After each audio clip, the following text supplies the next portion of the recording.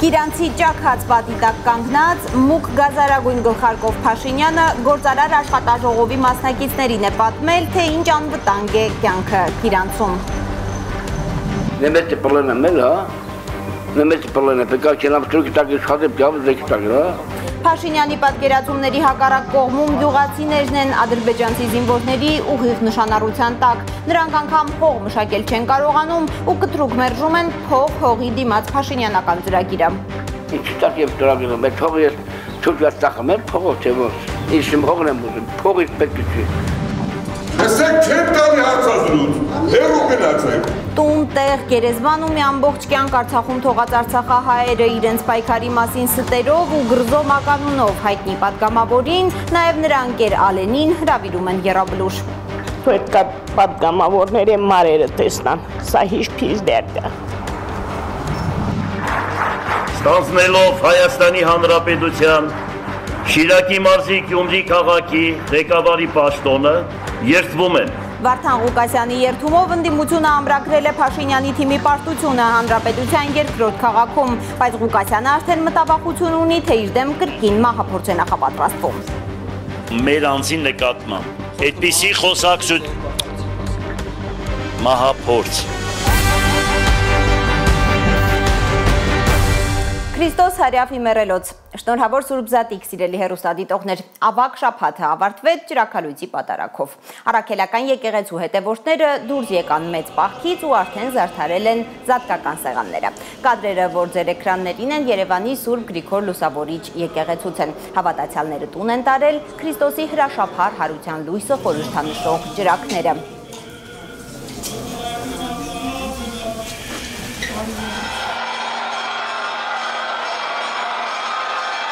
Զատկի նախօրեին Երուսաղեմի Սուրբ Հարության տաճարում իջել է Սուրբ կրակը, այժմ այդ կադրերն եք տեսնում։ Ավելի քան 10 դար է Երուսաղեմի հին քաղաքում գտնվող Տիրոջ գերեզմանի տաճարում ուղղափառ Զատկի նախօրեին տեղի ունենում սրբազան կրակի հրաշքը։ Երուսաղեմի պատրիարքը կրակը փոխանցում է հայոց պատրիարքին, հետո Ղպտի պատրիարքին, ավելի ուշ տաճարում ներկա բոլոր մարդկանց։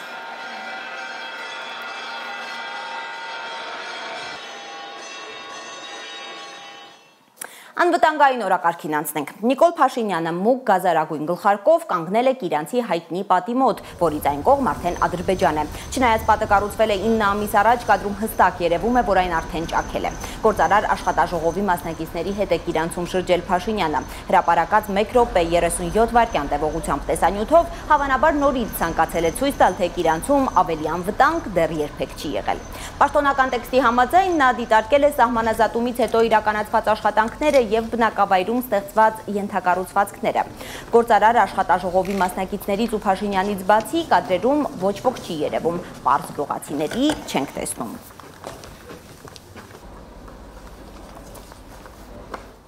Պարզ գյուղացիների իրական խնդիրները տեսնելու համար մեր նկարահանող խումբն է եղել Կիրանցում։ Կիրանցիները վարուցանք չեն կարողանում անել, մոտ 60 հեկտար հող մնացել է Ադրբեջանի վերահսկողության տակ։ Կառավարությունը փող է առաջարկում հողի դիմաց։ Մարդիկ իմ գործընկեր Էդգար Ղուշչյանի հետ զրույցում վրդովվել են, իրենց ինչ է, առաջարկում են պապական հողերը թշնամուն ծախել։ Էդգարը եղել է նաև Այրումում և Ոսկեպարում, տեսածն ու լսածը ինքը կպատմի։ Կիրանցի այս տղամարդը իրեն զգում է ինչպես համակենտրոնացման ճամբարում։ Զատված, գծված սահմանի մոտիկ իր հողակտորը նա կարող է մշակել միայն ադրբեջանցիների սահմանած ժամանակացույցով, հայ սահմանապահների թույլտվությամբ։ Մեր սահմանապահների թույլ չա տալ, ազգաթուրքի ժամը պեկա ասիկը նեմեստի պլանը մել, նեմեստի պլանը պեկա չենամ ստրուկի տակ իշխատը պյավ զեքի տակ, թույլ չա տալ լախտել։ Մինչդեռ հապճեպ սահմանազատումից առաջ իշխանությունը Կիրանցում խոստացել էր կատարյալ անվտանգության մեջ է վարուցանք անելու։ Ժամանակ յուրիշ բանին ասում, ասում էր արխայիկ չնակ կբեջարիկյա կմիրակ թույլ չա տալ, էստի արում ոչ կմարդ չի չնեմ գյուղը։ Այս մարդու տարիներով մշակած ավելի քան 1 հեկտար հողը մնացել է սահմանից այն կողմ։ Իշխանությունը փող է առաջարկել կորցրածի դիմաց, ասում է հրաժարվել է փողից, ինքը Թուրքին հող ծախող չէ։ Փողն էլ առաջարկել, փող չեմ եկալ, հրաժարվել եմ, ես այդ փողը չեմ գաղութել։ Այդ փողը ես թույլ չեմ եղել, ես չեմ կարող։ Վերողնը շատն են, այդ հետաքրքիր չի, ես չեմ ուզում, ես հրաժարվում եմ։ Ես չեմ ուզում այս փողը։ Ինչ փող եմ, ինչի տակ եմ ստորագրում, այդ փողը ես թուրքված տախում եմ փողով թե ոնց։ Ումր եմ ես տախում, ես հող չեմ, իմ հողն եմ ուզում, փողից պետք չի։ Բոլոր կիրանցիները միասին որքան վարելահող են կորցրել սահմանազատումից հետո, հաշվարկների մեջ խճճվում են մարդիկ։ Դուզերի հողերն ինչքան ապրել։ Դուզերի հողերը։ Ումա։ Թափս հողերը։ Այն չեմ շալեք չապդալ, չեմ չեմ։ Անդե որ չեմ մի 65-70 հեկտար հող մեզ որ եկել այդ թուրքը եկել։ Հայկական հողեր ալները տորի նվերտ թուրքերը։ Հողակտորնի կա որ մերը չի։ Հեկտարներով է։ Հարազատ գյուղում իրենց շարժը սահմանափակած սահմանապահների դեմ ոչինչ չունեն կիրանցիները, բայց դե շատ են նեղվում, որ առաջվա պես ազատ չեն կարողանում անասուններին արոտ տանել կամ ձուկ բռնելու գնալ։ Օրինակ ասեք մարդիկ են ուզում եկած ձուկը բռնեն, ցույց է տալի, արչաբորդյանի քա մեր հողերն ցույց է տալի։ Ցույց է տալի մարդկաց մնակը չեմ եղավոր։ Նա պարտված է ոչ մարդ դες չքնա վերջս կամ բան։ Դες բացամանապարներ ցավոտը չեմ եղալ մտածել։ Նա սահմանապահ, շոտագույս դեպքերս ինչ տարբեր է։ Արտերի կորուստով չի ավարտվում կիրանցիների դրաման։ Շուտով 1 տարի կլինի տարեց այս մարդը Վարչով է ապրում հայրենի գյուղում։ Տունը մնացել է նոր սահմանի փշալարերից այն կողմ։ Հիմա մի հողակտոր չի գտնում, որ տուն սարքի։ Հիմա Վարչով ապրում եք, սա։ Ինչքան եք տալիս Վարչ։ 25։ Մի ավերակ 5 տուն կային ենք առել, դե այլ դեռ չեն կարող հասցնել որ ռեմոնտ անեն, սարքեն շինեն։ Իրանցից 8 կիլոմետր հեռու Ոսկեպարում հող կորցնելու լուր տագնապով են ապրում։ Հնարավոր է շուտով տնամերձ հողակտորներից էլ զրկվեն։ Մի քանի օր առաջ են էլ եկել ուտի վերջ։ Ու կանգնել է գործը։ Դե ասում եմ պետք է տան չգիտեմ։ Սահմանային սյուները տնկելով գրեթե մոտեցել են բնակելի տներին, բայց 10 օր է սահման գծող զատողներին չեն տեսնում ոսկեպարցիները ու ավելի տագնապում։ Այն ժամանակ որ եկավ Փաշինյանը մեր ժողովրդն ասեց, եթե գետն էս կողմն անցկացան լավ չտիլի, հեմիել չգիտեմ, դե գետից էս կողմը ստի թողել են գնացել Կիրանց են շարունակել, ստի մնում անոր։ Փաշինյանի հետ ոսկեպարցիների հանդիպումից ավելի քան 1 տարի է անցել, այս ընթացքում կառավարությունից որևէ մեկը դեռ չի եկել, ասի ինչ է լինելու ոսկեպարի հետ։ Իջնում են հիմա մինչև ջետից հետո ոնց դառնի ոչ մեկը չգիտենք։ Չեն էլ ասել ոնց է լինելու։ Ով կասի դա։ Ով կասի։ Դա պետք է մեր Հայաստանի ու Ադրբեջանի ղեկավարները նստեն խոսեն, պայմանավորվեն, թե խոսեցել են, մենք չգիտենք։ Ոսկեպարցիներն ասում են թույլ չեն տալու, որ իրենց գյուղում կրկնվի Կիրանցի սցենարը։ Կարծում են, եթե սահմանազատումն ու սահմանագծումը Ալիևի GPS-ով արվի, գյուղը նախ կղզի կդառնա, հետո անմարդաբնակ կղզի։ Էդգար Ղուշչյան, Հենրիկ Համազասպյան եւ Հարություն Մաթևոսյան, Հայլուր։ Բաքուն նորից հայկական կողմին է մեղադրել հրադադարի խախտման համար։ Հայաստանի պաշտպանության նախարարությունը հերքում է հաղորդագրությունը, թե իբր գիշերը 22:35-ի սահմաններում Հայաստանի զինուժի ստորաբաժանումները կրակ են բացել սահմանի հարավարևելյան կողմում գտնվող ադրբեջանական դիրքերի ուղղությամբ։ Մեր պաշտպանական գերատեսչությունը նաև հիշեցնում է, որ հրադադարի խախտումների հետաքննության Հայաստան-Ադրբեջան համատեղ մեխանիզմ ստեղծելու Երևանի առաջարկը Բաքուն թողնում է անպատասխան։ Ադրբեջանի եւ Հայաստանի խաղաղության համաձայնագրի ստորագրումը կախված է հայկական կողմի հետագա քայլերից։ TRT World-ին տված հարցազրույցում հայտարարել է Ադրբեջանի արտգործնախարար Ջեյհուն Բայրամովը։ Նա ասել է, թե հայ պաշտոնյաները շատ են խոսում Հայաստանի սահմանադրությունը փոխելու իրենց մտադրության մասին, բայց թե կոնկրետ ինչ փոփոխություններ են նախատեսվում, իրենք չգիտեն։ Բայրամովի խոսքով ակնհայտ է նաև, որ Ադրբեջանի ու Հայաստանի ուղիղ երկխոսությունն ավելի արդյունավետ է, քան միջնորդավորված շփումները։ Այդ դեպքում ինչու է Հայաստանը շարունակում մնալ Մինսկի խմբում, Բայրամովը ասել է, թե տրամաբանական բացատրություն չի գտնում, բայց կարող է ենթադրել, որ Հայաստանը այդ ձևաչափով ծրագրեր ունի ապագայի հետ կապված։ Հայաստանի օմբուդսմենի գրասենյակը մտահոգիչ է համարել ՔՊԱ-ական Խաչատուր Սուքիասյանի նախօրեի պահվածքը։ Գրզոմա կանոնով հայտնի օրենսդիրը լրագրողների վրա բղավել էր, երբ նրանք փորձել էին հասկանալ, ինչու է պատգամավորը ապատեղեկատվություն տարածում, հայտարարելով, որ Արցախյան վերջին մարտում արցախցիները չեն կռվել ու ընդամենը 10 մարդ է զոհվել։ Այս ակնհայտ սադրանք պարունակող եւ արցախահայության կորստի ցավը բորբոքող հայտարարության մասին մարդու իրավունքների պաշտպանը ասելիք հավանաբար չունի։ Ասելիք ունեն տուն, տեղ, գերեզման ու մի ամբողջ կյանք Արցախում թողած մարդիկ։ Արցախահայերը իրենց պայքարը սուտ համարելով եւ գրզոմա կանոնով հայտնի պատգամավորին հրավիրում են եռաբլուր։ Որ լսեցի շատ ջղայնացա։ Բարոյապես ընկած չմարդկանց խոսույթ է։ Այնքանը մանիծում, որ ասում են 10 հոգի է։ Մեր գյուղից 12 զոհ ենք տվել, Սարուշին։ Բայց 10 հոգին ով է։ Հակադարձելը համարում եմ ինչ-որ նսեմացում մեր տղաների հիշատակի հանդեպ։ Եթե կռև չեն արել, դուր ինձ։ Իմ տղանք քնի աշխատի պիրի համ իրա երեխան է պայ համ տան հոգս քաշի։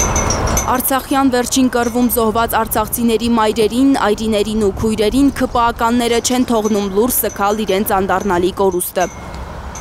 Նրանց անդորը հիմա էլ գրզոմականունով հայտնի պատգամավորն է խախտել։ Սևազգեստ կանանց զայրացրել է ՔՊԱ-ականի հայտարարությունը, թե 2023-ի մարտում ընդամենը 10 արցախցի է զոհվել։ Մեր տղաների անցած ճանապարհը որևէ քննության կամ գնահատականի ենթակա չէ։ ՔՊԱ-ականների ձայնը տաք տեղից է գալիս, ասում է եռաբլրում հանգչող հրետանավոր Յուրի Օհանջանյանի քույրը։ Եթե նրանցից ինչ-որ մեկը ամբողջ օրը նկուղում աղոթեր, որ իր տղան հետ է գալու, եթե ինչ-որ մեկը ընկներ հիվանդանոցները կարծելով, մտածելով ու հույս ունենալով, որ տղային վիրավորների մեջ կարող է գտնի, այն դեպքում, երբ տղան արդեն չկա, ինձ թվում է նրանք նույնիսկ կզրկվեին խոսելու կարողությունից։ Խոսելու կարողությունից մինչև հիմա զուրկ են սգագիր այն ընտանիքներում, որոնք հայրենիքի համար նահատակված իրենց սիրելիների գերեզմանները թողել են Արցախում։ Մարդիկ կան չեն կարողացել հանեն, երեխեքը մնացել են Ղարաբաղ, չեն կարում իրենց երեխուցը վրա գնան լացեն մի հատ արտասում գցեն։ Վերջին կռվում Նունեի եղբոր որդին Նվերն է զոհվել, եղբայրը Արցախյան առաջին պատերազմում է անմահացել։ Բայ են որ զոհերը որտեղից է, որ չեք կռվել։ Սաղն է կռվել է, իրենք չեն կռվել։ Հայաստանի քաղաքական ղեկավարությունը իր բաժին կռիվը չի տվել։ Անօգնական է թողել արցախցիներին վերջին վճռական մարտում, ասում են Նունեն։ 9 ամիս բլոկադայի մեջ մնացել սոված ծարավ, երեխեքը սաղ սոված դղեք, ով է մեզ հասել որ են բանի։ Ոչ մեկը։ Մնացել եք, պայքարել ենք, ասել եք միջև վերջ մնանք գուցե մեր Ղարաբաղը փրկենք։ Նունեն եւ մյուսները չեն ընդունում Խաչատուր Սուքիասյանի ներողությունը։ Չեն հավատում, թե պատգամավորը շփոթմամբ է ասել, որ ընդամենը 10 զոհ են տվել արցախցիները։ Խե շփոթությունը այսքան եռաբլուրում զոհվածները շփոթման բանա, ինչ շփոթություն։ Մարդկանց կյանքեր են խլել։ Դա տենց բան չի, որ ասես շփոթել ես։ Թեկուզ ներողություններ խնդրեմ, բայց դա արդեն ուշ է։ Ինչ ներողություն։ Արսեն Աֆշարյանի այրին Յուլիան զարմանում է, չգիտեն ՔՊԱ-ականները, թե 2023-ին ինչ վիճակ է եղել Արցախում, որ ասում են մնայիք, կռվեիք։ Որ պատերազմը սկսել է, մենք անտառներով են դուրս եկել։ Սենց։ Բայց ասում են մնային, կռվեին։ Թուրքը եկել է հասել մեր գյուղ։ Դե մնայինք։ Խի մենք ուզել ենք, որ գանք հասնենք այստեղ զոհերով։ Ալեքսի Մոնյանեն թաղեն։ Լող, բոլորն են լող, ենով ասմա կռև չեն արել, բոլորը գնան նրանց մոտ։ Մարտակերտցի Թամարայի որդին Ժորան մասնակցել է Արցախյան վերջին բոլոր պատերազմներին, ընկել 2023-ի սեպտեմբերին։ Թամարան մի հարց ունի միայն ՔՊԱ-ականներին։ Դե ասեմ յուրանք պիտին յուրաս ստեղ իմ խոտ ստեղ ես կա խոտ ստեղ յուրանք պիտին մունք յուրանց հասենք տանք յուրանք հուսկը զգան յուրանց։ Լանա Համբարձումյան, Միլենա Պողոսյան, Արմեն Ապրեսյան, Հայլուրի համար։ Շարունակում ենք թողարկումը։ Հանրապետության երկրորդ քաղաքում Նիկոլ Փաշինյանի թիմին ընտրություններով տապալած ընդդիմությունը այսօր ամրագրել է հաղթանակը։ Վարդան Ղուկասյանը երդմամբ ստանձնել է Գյումրիի քաղաքապետի պաշտոնը։ Ընդդիմադիր շրջանակը հույս ունի, որ շուտով մայրաքաղաքն էլ կզգա քաղաքական փոփոխությունը, որ առաջինը հայրաքաղաքում է եղել։ Առայժմ Վարդան Ղուկասյանը մտավախությունների մասին է պատմել։ Տեղեկություն ունի, թե իր դեմ կրկին մահափորձ է նախապատրաստվում։ Ալբերտ Սերոփյանն է հետևել երդմնակալության օրվան։ Վաղ առավոտից է սկսվել եռուզեռը Գյումրիի քաղաքապետարանում, նորընտիր քաղաքապետի երդմնակալության արարողությանն են պատրաստվում։ Մինչ միջանցքում ճոխ սեղան են գցում հյուրերին, պատվիրակություններին հյուրասիրելու համար, նիստերի դեռ դատարկ դահլիճ է բերվում Հանրապետության երկրորդ քաղաքի խորհրդանշական բանալին և Գյումրիի զինանշանով լանջաշղթան։ Շուտով դրանք կհանձնվեն նորընտիր քաղաքապետին։ Քաղաքապետի աշխատասենյակի դռնից արդեն հեռացված է ժամանակավոր պաշտոնակատարի անունով ցուցանակը։ Այս աթոռին ձգտող Սարիկ Մինասյանը նույնիսկ ավականու անդամի աթոռ չունի նիստերի դահլիճում։ Դահլիճը արագ հավաքվում է, ներկա են Գյումրիում Ռուսաստանի հյուպատոսը և ներկայացուցիչներ ռուսական 102-րդ ռազմաբազայից, պատգամավորներ, նորընտիր քաղաքապետի աջակիցների մեծ բանակը։ Մի պահ քարանում է նիստերի դահլիճը։ Հայրական օրլանքով քաղաքապետի երդմնակալությանն է ժամանում Շիրակի թեմի առաջնորդը, ողջունում Վարդան Ղուկասյանին, գրկախառնվում, միանգամից ցրելով ասեկոսեները, թե տարաձայնություններ կան Ղուկասյանի ու թեմի առաջնորդի միջև։ Տերունական աղոթքով է սկսվում երդման հանդիսավոր արարողությունը։ Վարդան Ղուկասյանը երդվում է ազնվորեն ու բարեխղճորեն կատարել համայնքի ղեկավարի պարտականությունները 5-րդ անգամ ստանձնելով Գյումրիի քաղաքապետի պաշտոնը։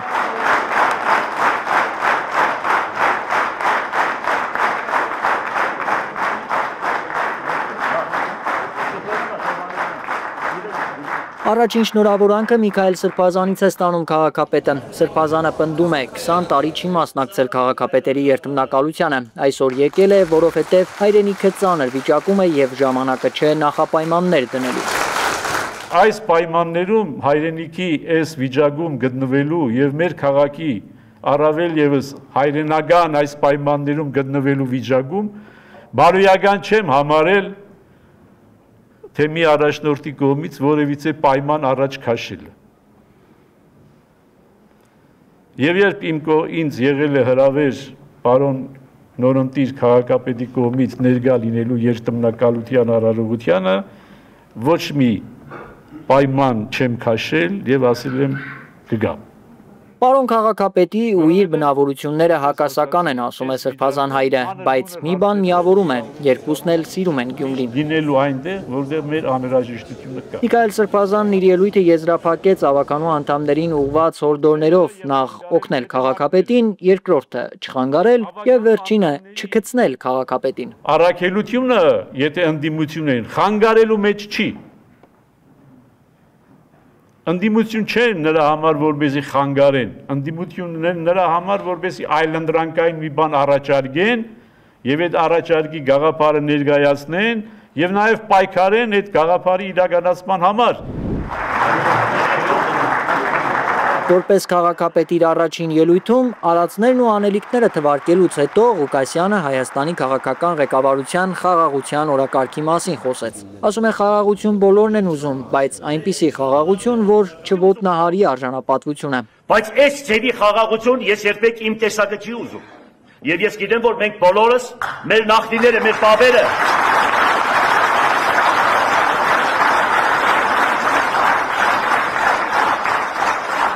գլուխը կախելով,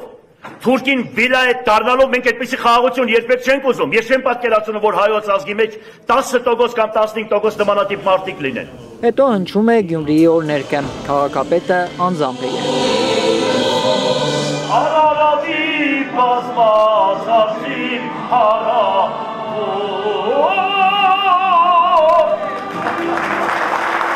Քաղաքապետին շնորհավորում են ավականու Իմ հզոր համայնք և Մայր Հայաստան խմբակցությունների ղեկավարները։ Ռուբեն Մխիթարյանն ասում է, կարևոր հարցերում երկրորդական են դառնում անձնական ամբիցիաները։ Մեզ բոլորիս ցանկանում եմ,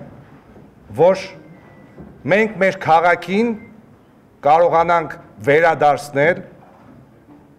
հայրաքաղաքի այն կարգավիճակը, որ հոր դերն ու նշանակությունը այս պետությունում բոլորը հասկանան ոչ թե ուղղակի խոսքերով, այլ մայրաքաղաքը զգա, որ հայրը պատրաստ է նորից ստանձնել օջախի պահապանի, զարգացնողի եւ անվտանգություն ապահովողի դերը։ 4 ուժերի միասնականությունից է խոսում նաև Կարեն Սիմոնյանը։ Միասնականենք եւ դեմ ենք նման պահվածքին։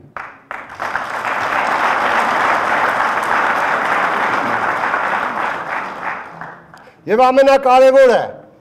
Արցախը համարում ենք հայկական։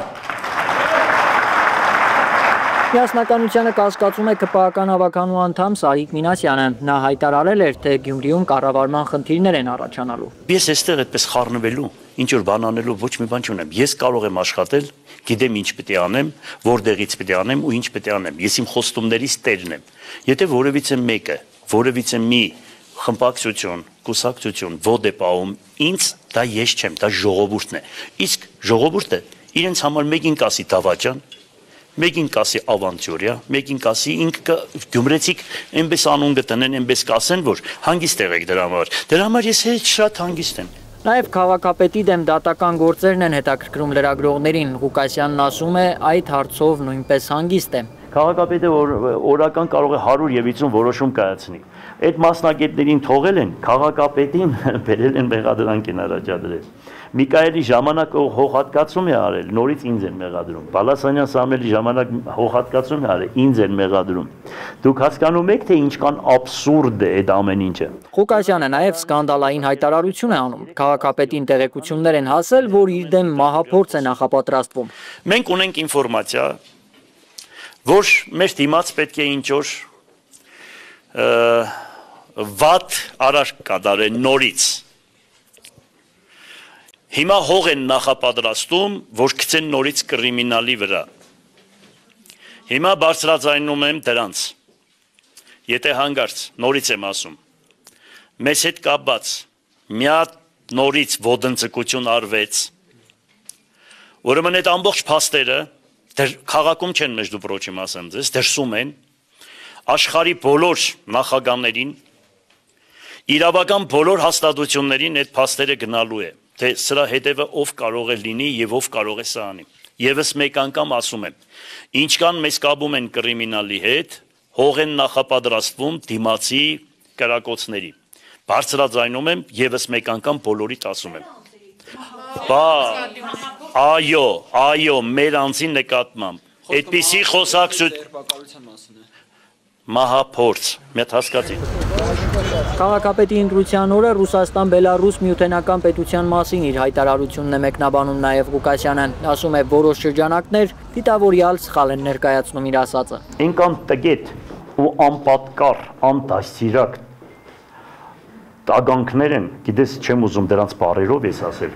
երբ որ հանդիպեմ կասեմ ես իրանց մեկ քանիսը կան։ Ուրեմն պատկերացրեք, անկախության հարցը ինձպես մարդը կարող է ուրեմն քննարկի, որ մենք անկախության հետ կապված որևիցե մի խնդիր, մենք չենք ասում, մենք նաբարոտ, մենք ուզում ենք անկախությունը պահենք։ Մասի սարը հանում են հայոց զինանշանի վրայից, սահմանադրություն ուզում են փոխել, ձեները չի ելում, Արցախը տվեցինք, ձեները չի ելում, այս մեկ միություն ենք կազմում, որ պաշտպանենք Հայաստանը, ինձ ելեք մեղադրանք եք ասում, թե Կարճ ասուլիսից հետո հրաժեշտ է տալիս լրագրողներին Գյումրիի քաղաքապետ Վարդան Ղուկասյանը, ձեռքի հետ ողջունում իրեն գաղտնալսող ուժայիններին։ Այստեղ եկան մի ամերիկան շրջուկներ ու ամերիկան նայում են։ Տղաներ, բարև ձեզ։ Ալբերտ Սերոպյան, Աշոտ Մնոյան, Հայլուր։ Այսօր նաև Փարաքար խոշորացված համայնքի նորընտիր ղեկավարն է երդմամբ ստանձնել պաշտոնը։ Վոլոդիա Գրիգորյանի երդման արարողությանը չեն մասնակցել քաղաքացիական պայմանագիր կուսակցության ավականու անդամները։ Մարտի 30-ի ավականու ընտրություններում Վոլոդիա Գրիգորյանի գլխավորած միասնություն կուսակցությունների դաշինքը ջախջախիչ հաղթանակ էր տարել։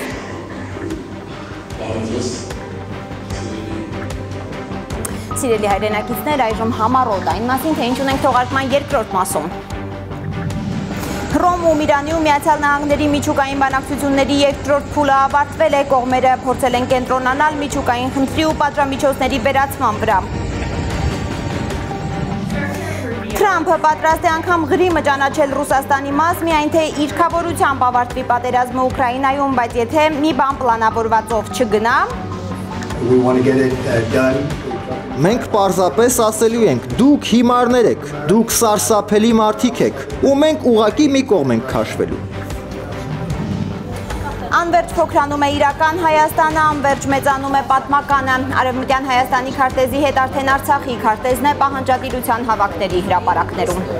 2023 թվականին մենք ունեցանք երկրորդ ցեղասպանությունը։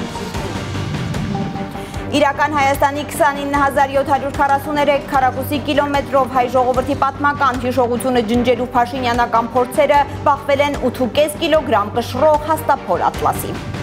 Մեր պատմությունը համարտային պատմություն է։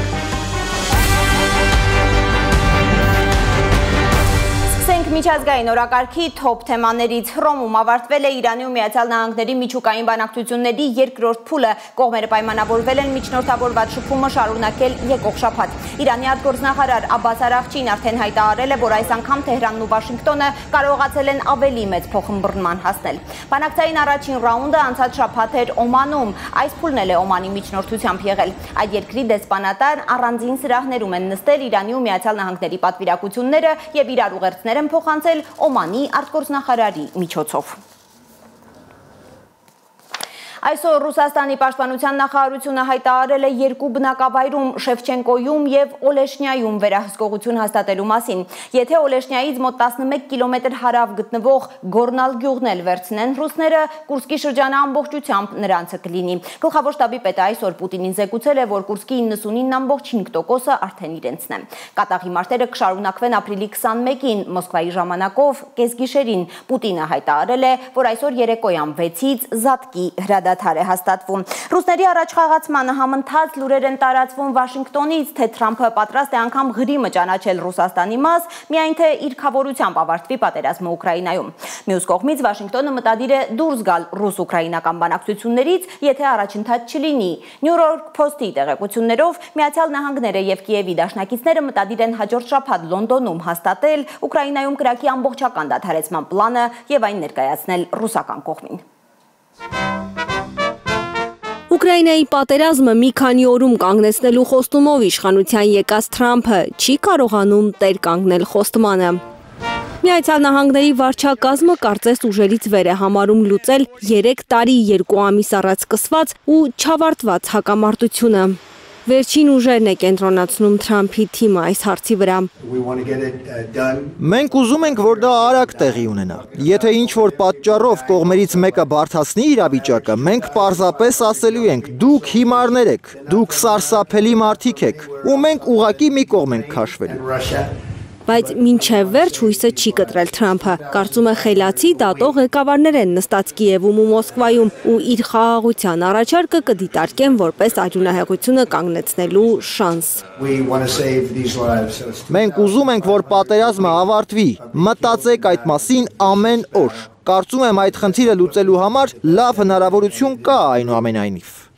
Առաջինը Միացյալ Նահանգների պետքարտուղարն է անոնսել, որ Վաշինգտոնը մտածում է մի կողմ քաշվել ուկրաինական կոնֆլիկտի շուրջ բանակցություններից։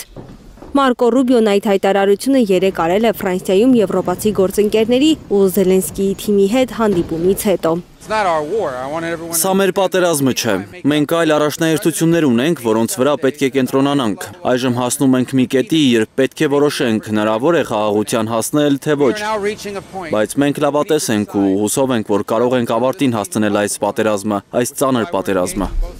Որոշ փորձագետներ պնդում են, որ ուկրաինացի պաշտոնյաների հետ ընդհանուր հայտարարի չի կարողացել գալ ԱՄՆ պետքարտուղարը։ Դրա համար էլ Վաշինգտոնը հաջորդ շաբաթ Լոնդոնում վերջին ճիգերն է գործադրելու լուծելու հակամարտությունը։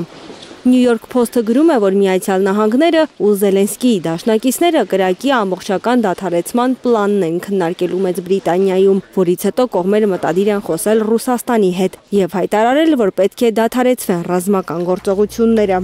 Միացյալ Նահանգները իր առաքելությունը ավարտին հասցնելու համար պատրաստ է նույնիսկ Ղրիմը ճանաչել ռուսական տարածքի մաս։ Այս մասին Bloomberg-ն է գրել, հղում անելով իր աղբյուրներին։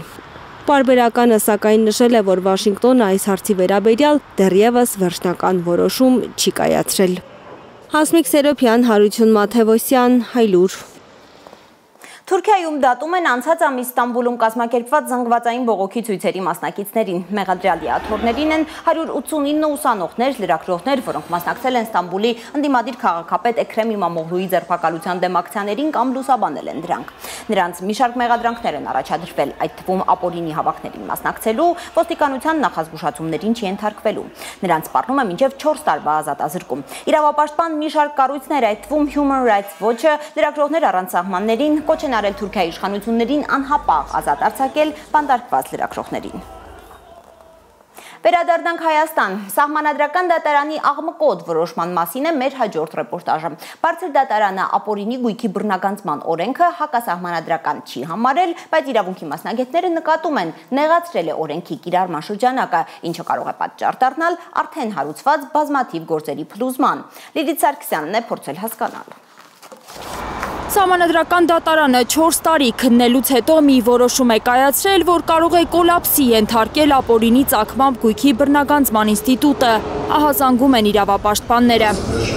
Այդ որոշման դեռ միայն եզրափակիչ մասն է հրապարակել բարձր դատարանը, երրորդյա ժամկետում կհրապարակվի ամբողջական որոշումն իր հիմնավորումներով, բայց եզրափակիչ մասում արդեն խնդիրներ են նկատել իրավունքի մասնագետները, չնայած հակասահմանադրական չի ճանաչվել օրենքը։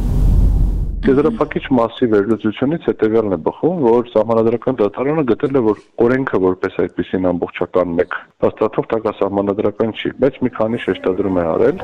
4 տարի առաջ ազգային ժողովի падգամավորների 1/5-ը ընդդիմադիրները դիմել էին Սահմանադրական դատարան ապօրինի ծագմամբ գույքի բռնագանձման մասին օրենքի սահմանադրականությունը որոշելու համար։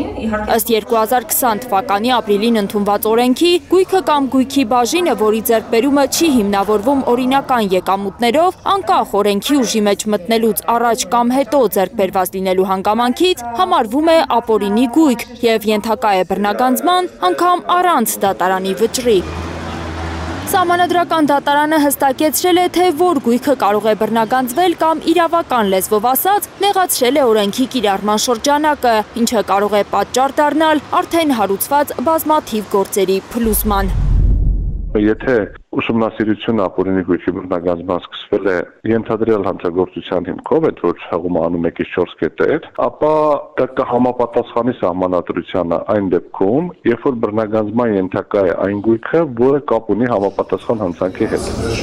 Հանցանքի հետ կապ ունեցող գույքն է ենթակա բռնագանձման ձևակերպումը նույնպես իրավական բազմաթիվ հարցեր է առաջացնում։ Գույքը կապ ունի հանցանքի հետ ըստ մարդուն առաջադրված մեղադրանքի, թե դատարանի վճռով։ Այս հարցերի պատասխանը իրավաբանները չեն կարողանա տալ, քանի դեռ հրապարակված չէ Սահմանադրական դատարանի ամբողջական որոշումը։ ԿՊԱ-ական պատգամավոր Վլադիմիր Վարդանյանը համաձայն չէ, թե Սահմանադրական դատարանը նեղացրել է օրենքի կիրառման շրջանակը։ Ըստ իրավաբան պատգամավորի, բարձր դատարանը ընդամենը մեկնաբանություն է տվել, հայտնել իր դիրքորոշումը։ Սահմանադրական դատարանը չի նեղացրել գույքի շրջանակը, Սահմանադրական դատարանը նման գործառույթ, Սահմանադրական դատարանը մեկնաբանել է այդ կանոնակարգումները եւ ըստ էության իրավակի պրակտիկայի շրջանակներում տվել է դիրքորոշում։ Ըստ միջազգային իրավունքի մասնագետ Արամ Օրբելյանի, Սահմանադրական դատարանի որոշումը ըստ էության նշանակում է, որ կարող է բռնագանձվել միայն հանցանքի ընթացքում կամ դրա արդյունքում ձեռք բերված գույքը։ Եթե ժամանակագրական առումով շատ շուտ կամ շատ ուշ է տեղի ունեցել եւ կապ չկա ենթադրյալ հանցանքի հետ, ապա դա ենթակա չի լինի բռնագանձման։ Մեկ այլ կետով Սահմանադրական դատարանը նշել է, որ օրենքի 5-րդ հոդվածի 5-րդ եւ 6-րդ մասերը համապատասխանում են Սահմանադրությանը այն դեպքում, եթե բռնագանձվող գույքը ձեռք է բերվել պաշտոնն ստանձնելուց հետո։ Եթե անձը պաշտոնատար անձ է դառել օրինակ 2005 թվականին, բայց 2004 թվականին, 3 թվականին, 8 թվականին գույք է ունեցել եւ կա օպերատիվ տվյալ ենթադրյալ, որ այդ գույքը հին ձեռք բերած է, ինչ որ խնդրահարույց է, միևնույնն է այդ գույքը ենթակա չի լինի բռնագանձման։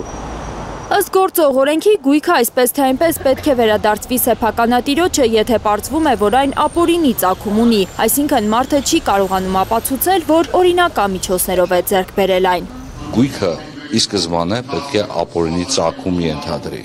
Եթե ապօրինի ծագումը առկա եւ այդ ծագումը փոխկապակցված է անձի կողմից, որ անհամատեղելի պաշտոն է զբաղեցրել ծավալած ապօրինի գործունեության հետ, ապա այդ գույքը պետք է վերադարձի իրական սեփականատիրոջը։ Սահմանադրական դատարանի հրապարակած եզրափակիչ մասի 3-րդ կետը ավելի շատ հարցեր է առաջացրել իրավաբանների շրջանում, քան պատասխան տվել եղած հարցերին։ Բարձր դատարանը նշում է, որ վիճարկված մյուս կետերի վերացական ստուգումների արդյունքում պարզվել է, որ դրանք համապատասխանում են սահմանադրությանը։ Այլ լեզվով ասած, եթե մի քիչ պարզեցնեմ, ասում է, որ հնարավոր է այդ դրույթները այնպես մեկնաբանեն, որ համապատասխանի սահմանադրությանը։ Ապօրինի ծագմամբ գույքի բռնագանձման ինստիտուտ պետք է լինի, միաձայն պնդում են իրավապաշտպանները, բայց այն պետք է խոցելի չլինի։ Հակառակ դեպքում տարիներ անց եվրոպական դատարանի վճիռներով պետությունը ստիպված կլինի հատիկ առ հատիկ փոխհատուցել հատիկ առ հատիկ հակասահմանադրական ճանապարհով բռնագանձված գույքի համար։ Լիլիթ Սարգսյան, Արմեն Ապրեսյան, Հայլուր։ Շարունակում ենք թողարկումը։ Իրական Հայաստանի 29743 քառակուսի կիլոմետրով հայ ժողովրդի պատմական հիշողությունը ջնջելու փաշինյանական փորձերը բախվել են ավելի քան 500 քարտեզ պարունակող 8.5 կիլոգրամ կշռող հաստափոր ատլասի։ Հայաստանի պատմական քարտեզագրության ատլասը պատմաբաններն արդեն անվանել են փաստաթուղթ իրական Հայաստանի սահմանների աշխարհում մեր երկրի տեղի մասին։ Պատմության ապտակը պետական մոռացությանը հրատարակվել է Հայաստանի պատմական քարտեզագրության ատլասը։ Պատմական քարտեզների բացառիկ ժողովածուն կազմել է աշխարհագրական գիտությունների դոկտոր Վարդան Մխիթարյանը, օգտվելով ժամանակին արգելված նույնիսկ հետախուզվող աղբյուրներից քարտեզագիրն ապացույցներ է հավաքել, որ Հայաստանը երբեք փոքր չի եղել։ Ատլասում ընդգրկված են 500-ից ավել քարտեզներ ու բազմալեզու են, մինչև անգամ Օսմանյան շրջանի քարտեզներ կան, որտեղ Հայաստան անունը գրված է։ Իսկ Հայաստան անունը քարտեզներում երևում է Հեկատեոսից, Հերոդոտոսից, Ստրաբոնից, Պտղոմեոսից սկսած։ Տեղ է գտել նաև Բաբելոնյան քարտեզը։ Ավելի քան 500 քարտեզ պարունակող 8.5 կիլոգրամ կշռող այս աշխատանքը լույս է տեսել Թեքեյան մշակութային միության ջանքերով, բարերար Ռուբեն Գրիգորյանի աջակցությամբ։ Ուզեն չուզեն ինչ էլ լինի, մենք ունենք մեր պատմությունը եւ մի անգամ էլ եւս ուզում ենք ասել այդ մասին, հիշեցնել ինքներս մեզ առաջին հերթին, որ երկար, որ մենք հին ազգ ենք, մեր պատմությունը համամարտկային պատմություն է, համամարտկային արժեք ունի եւ մենք դա պիտի ունենանք եւ դրա համար ենք պիտի հասկանանք եւ դրա համար ենք առաջին հերթին այս արարողությունը արել։ Պատմաբանների խոսքով սա միայն քարտեզների ժողովածու չէ, այլ փաստաթուղթ իրական հայկական սահմանների եւ աշխարհում Հայաստանի տեղի մասին։ Մեր հարևանների հետ պայքար է մղվում թուրքերի եւ ադրբեջանցիների, նրանք ավելի շատ նախապատվությունը տալիս են աշխատություններին, քան թե քարտեզներին, որտեղ քարտեզները շատ խոսուն են եւ բոլորը համացանցում անկասկած հանդիպած կլինեք, թե ինչպես Հարևան Հանրապետության նախագահ, երբ որ Հռոմում փնտրում էր Ադրբեջան աշխարհագրական հասկացությունը եւ այդպես էլ չի կարողացել գտնել Կոլիզեից ոչ հեռու գտնվող պատի վրա, բայց զարմանալիորեն այնտեղ հռոմեական կայսրության կողքին տեսել էր Արմենիա բառը, որը նրան շատ զայրացրել էր։ Հայաստանի պատմական քարտեզագրության ատլասը հրատարակվել է 3 լեզուներով՝ անգլերեն, ռուսերեն եւ ֆրանսերեն։ Դրանք կտարածվեն դեսպանատներում, գիտական ու կրթական հաստատություններում։ Զարուհի Իսահակյան, Առաքել Օհանյան եւ Հարություն Մաթեոսյան, Հայլուր։ Անվերջ փոքրանում է իրական Հայաստանը, անվերջ մեծանում է պատմականը։ Արևմտյան Հայաստանի քարտեզի հետ արդեն Արցախի քարտեզն է պահանջատիրության հավաքների հրապարակներում։ Հայոց ցեղասպանության 110-րդ տարելիցին ընթരാճ Գարեգին Նժդեհի արձանի մոտ փաստաթղթեր, հուշեր, լուսանկարներ է ցուցադրության հանել Դաշնակցությունը։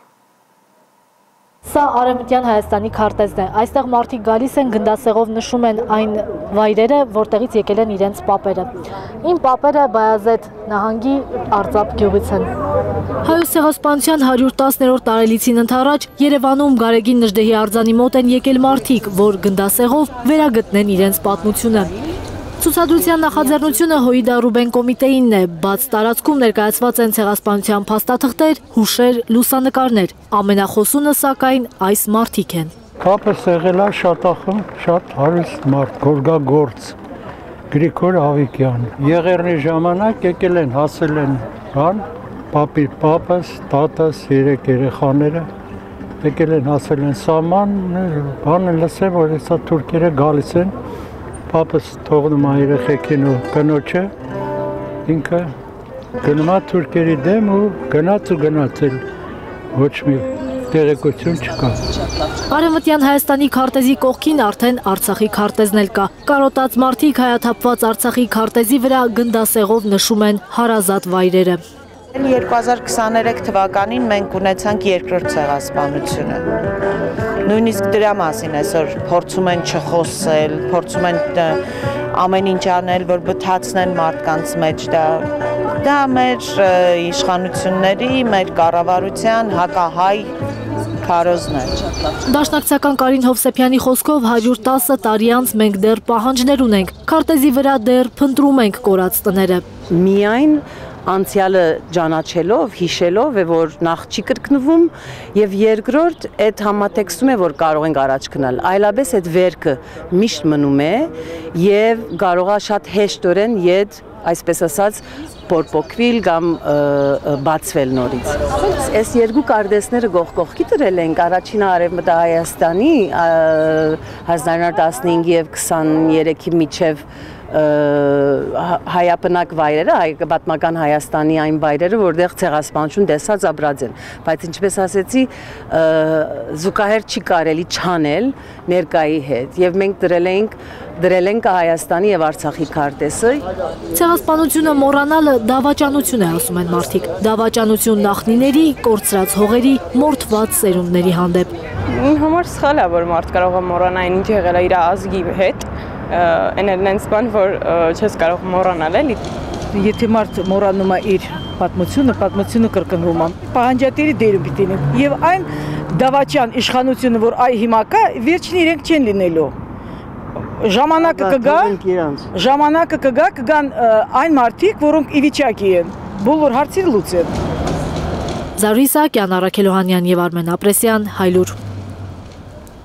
Այժմ Հայլուր լրատվականի խմբագիր Հովիկ Աֆյանի նոր վեպի շնորհանդեսի մասին։ Խոզի տարին ես դեռ չեմ կարդացել, բայց գիտեմ, որ շապիկին մեր Արցախյան օրագրության ականատեսի Ծովինար Բարխուդարյանի վերջին կարմիր շրթներկի խորհրդանիշն է, բայց պատկերը նաև շատ նման է խոզի սրտի, իսկ խոզը միակ կենդանին է, որի սիրտը փոխպատվաստում են մարդկանց։ Մեկ էլ գիտեմ, որ այս գրքում մեր նյուզրումի պես մի նյուզրում կա, եւ ուրեմն սա մի գիրք է, որ հաստատ արժե կարդալ։ Շեշտը ինձ թվում է դրված է լեղոզվածի վրա ավելի շատ շրթներկի եւ գույնի, անշուշտ։ Խոզի տարի կարմիր լղոզված շրթներկ առաջինն են, որ աչքի են զարնում գեղեցկուհու երեսին նայելիս։ Արձակագիր Հովիկ Աֆյանի վերջին վեպը Խոզի տարին ընթերցողի սեղանին է։ Նախ ես եմ ծնվել Խոզի տարում, դա նախ եւ առաջ, եւ հետո ես ուզում եի իսկապես այդ 12 տարվա ցիկլը, բարբերականությունը, իրադարձությունների նույնությունը պատկերել ու պետք է ընտրեի որևէ կենդանի, որի տարին է։ Իդեալական համապատասխանեց խոզը այն առումով, որ այս գրքում գլխավոր հերոսը կամ հերոսներից մեկը գլխավոր իրեն ինչ-ինչ պայմաններում սրտի անբավարարվածության պատճառով պետքա սրտի փոխպատվաստում անեն եւ գիտությունը գոնե միջև հիմա գիտի, որ մարդուն իդեալական համապատասխանում է հենց խոզի սիրտը։ Հետո գիրքը պատմում է, թե ինչ իրադարձություններ են եկել ու անցել հայերի ու Հայաստանի գլխով խորհրդանշական Խոզի տարում կամ դրանից անմիջապես առաջ ու հետո։ Պարզվում է, որ իսկապես այդ Խոզի տարի շատ կարևոր փուլ է եղել նաև մեր պետության կյանքում, 83 թվականը, 95 թվականը, 2007 թվականը, 2019 թվականը, սրանք կամ ինչ որ բանի նախորդող կամ ինչ որ բանի հաջորդող տարիներ են, եթե ուշադիր լինեք այդ թվականները, եւ այս առումով վերցնել այդ մեծ կառուցվածքը եւ գալ հասնել վերջնակետին, պարզվում է դրանց հիմքը դրվել է հեռավոր 83 թվականին։ Պատմվածքագիր Աֆյանի վարպետության աճի ամենալավ վկայությունն է Խոզի տարին, վստահեցնում է գրականագետ Արքմենիկ Նիկողոսյանը։ Վեպի էջերի արանքում ընթերցողը զգալու է իրեն ներկա 80-ականների, 90-ականների, 2000-ականների Հայաստանում։ Մեր մասին է, մեր երկրի մասին է, սկսվում է իրադարձությունները 1983 թվականից, երբ սովետական Հայաստանի գոմերից մեկում ծնվում է Հուսիկ անունով մի տղա։ Հետո ինքը իհարկե դառնում է 12 տարեկան, 24 տարեկան, 36 տարեկան, ես դիտման պետ 12 տարիները ասում եմ, զբաղվում է տների առքովաճառքով, հանկարծ ընտրվում է հանրապետության նախագահ։ Վավերագրության տարրեր կան վեպում, բառացի մեջբերումներ տարբեր ժամանակների թերթերից։ Այնուամենայնիվ հեղինակը վստահ է, գեղարվեստական գրականության նոր ներկայացուցիչ է Խոզի տարին, որով ինքը փորձել է հայ հասարակությանը հուզող բազմաթիվ հարցերին պատասխաններ գտնել։ Դա հիմա շատ խոսակցություններ կա, չէ՞, այս մարդուն ով բերեց եւ այլն։ Այս գրքից հետո գուցե այդ հարցը ավելի քիչ հնչի, որովհետև այս գրքում կա պատասխանի փորձ, թե այս մարդուն ով բերեց։ Գիրքը լիարժեք չէր լինի առանց Ծովինարի, Արցախի խաղաղության ու պատերազմի ականատեսի, ինչպես Հովիկն է սիրում ասել։ Նրանն է գրքի շապիկի լղոզված կարմիր շրթներկը, նրանն են վեպում տեղ գտած բազմաթիվ պատմությունները։ Իմ շատ լավ ընկեր Ծովինար Բարխուդարյանը մեծապես օգնել է այս գրքի կայացմանը։ Ես ամենայն անկեղծությամբ նրանից տեքստեր եմ նույնիսկ գողացել այս գրքի մեջ դնելու համար, իհարկե թույլտվությամբ։ Ես պատմություններ էի պատմում, ինքը լսում էր, հետո ինքը ականատեսի խմբագիրներ նաև։ Մի օր ինքը ինձ ասաց, որ գիրք է գրում, նոր գիրք, եւ հավանաբար այդ պատմություններից մի քանիսը կընդգրկվեն այդ գրքում։ Ես շատ ուրախացա անկեղծ, որովհետև այդ շարքը, որ մտածել էինք, նաև նրա համար էր, որ այդ պատմությունները մի օր ոչ միայն փաստագրություն լինեն, այլ նաև գեղարվեստական գրականություն լինեն, ինչ ոչ ֆիլմեր դառնան, եւ ես համոզված էի, որ իմ պատմությունները վստահելի ձեռքերում են։ Վստահելի ձեռքեր, որ պատմում են մարդու մասին հայտնված ցեխի ու գետի մեջ։ Մարդու մասին, որ խոզ չէ, բայց խոզի սրտով է ու ամենավտանգավորը կարողանում է հաղթել շարունակ կործանվող, բայց այդպես էլ չկործանվող Հայաստանում։ Իդեպ Հովիկն այսքանը գրել է առանց հայհոյելու։ Այս գրքում դուք եթե գտնեք հայհոյանք, ուրեմն ամոթ ինձ։ Լիլիթ Խալաթյան, Արփի Սուքիասյան, Նորայր Շարբաթյան, Արմեն Ապրեսյան, Հայլուր։